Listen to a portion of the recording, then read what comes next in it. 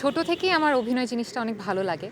তো বাংলাদেশে লাক্স সুপারস্টারের মতো এত বড় প্ল্যাটফর্ম আমাদের মেয়েদের জন্য খুবই কম আছে, যেটা আমাদের লুকানো প্রতিভাগুলোকে আমাদেরকে পৃথিবীর এবং দেশের মানুষের কাছে পৌঁছে দিতে সক্ষম হয়।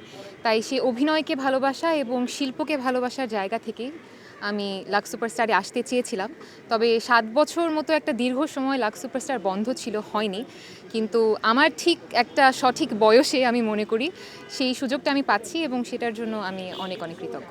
লাক্স সুপারস্টারের এই জার্নিতে যত কিছু শিখেছি আসলে ছোট্ট একটা সময়ে বলা সম্ভব নয়, কারণ আমরা অনেক অভিজ্ঞ এবং বিজ্ঞ মানুষদের কাছ থেকে অনেক ধরনের ট্রেনিং পেয়েছি। অভিনয় থেকে শুরু করে, নাচ থেকে শুরু করে, কথা বলা থেকে শুরু করে, কিভাবে দাঁড়াবো সেটা থেকে শুরু করে সব কিছুই। এবং সেটা শুধু যে এই প্রোগ্রামে কাজে লাগাবো তাও না, আমাদের জীবনের যাত্রায় যত কিছু আমরা করব সব কিছুতেই লাক্সে থেকে শেখা সবগুলো শিক্ষায় আমাদের কাজে দেবে বলে আমার মনে হয়। জিতবো কি জিতবো না এটা পুরোই আমি মনে করি আল্লাহ তাআলার হাতে, এবং আমার পরিশ্রমও নিশ্চয়ই আছে ওর মধ্যে। তাছাড়া আমি মনে করি যে যেই জিতি না কেন, বাকিরা সবাই এবং যে জিতবে সবাই মিলে আমাদের একটাই লক্ষ্য। এই প্রোগ্রামেও এজন্যই এসেছি, লাক্স সুপারস্টারে এজন্যই এসেছি, যাতে আমরা আমাদের ক্যারিয়ারে ভালো কিছু করতে পারি এবং দেশের জন্য, দেশের মানুষের জন্য ভালো কিছু একটা করতে পারি, সেটা আমাদের যতটুকু প্রতিভা এবং যোগ্যতা আছে সেটার মধ্য দিয়ে।